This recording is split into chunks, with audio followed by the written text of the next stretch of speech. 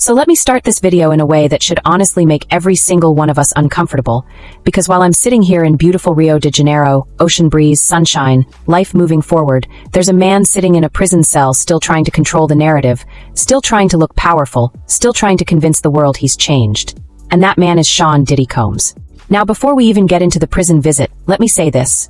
I arrived safely in Brazil after a 12-hour flight, and I'll tell you something small but telling. The man sitting next to me kept coughing without covering his mouth, no awareness, no accountability, no concern for anyone else.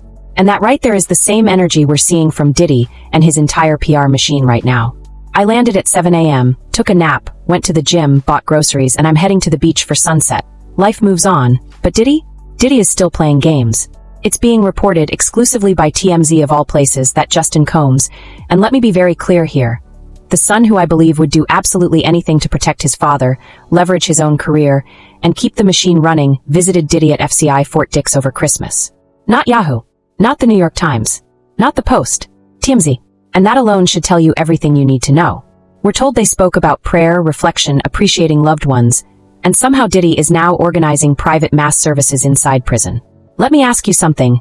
Where was this reflection in those hotel hallways? Where was the prayer in the footage shown in that documentary? Where was the humility when he was telling people God told him not to speak, not to act, but demanded loyalty and protection? Because what I'm seeing here is not growth, it's strategy. This is a carefully packaged PR play, sold to TMZ to rebuild a bridge that was burned when they pushed the false pardon story and lost credibility. Diddy's team needs TMZ back on their side, and this Christmas reflection narrative is the currency they're using to buy it. First it was Thanksgiving meals, then prison classes, now organized mass. Notice the pattern? Diddy always positions himself as the center of influence, even behind bars. And I'm sorry, but I'm not buying it. The best advice Diddy's PR team could give him right now is silence. But desperation doesn't know how to be quiet.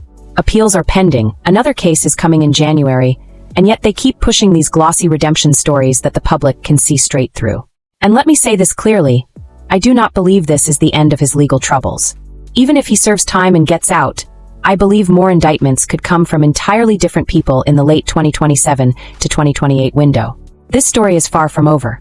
Now shifting gears, because the ripple effects of this industry trauma don't stop with one man. It's being reported that Justin Bieber is not planning a 2026 tour due to mental health struggles, and honestly, I think that's one of the smartest decisions he's ever made. The last tour nearly destroyed him, left him in debt, fractured his relationship with Scooter Braun, and exposed how disposable artists really are once the money dries up. Bieber was a cash cow, and when the cash slowed, so did the loyalty. His wife Hailey's billion-dollar brand likely saved them financially, and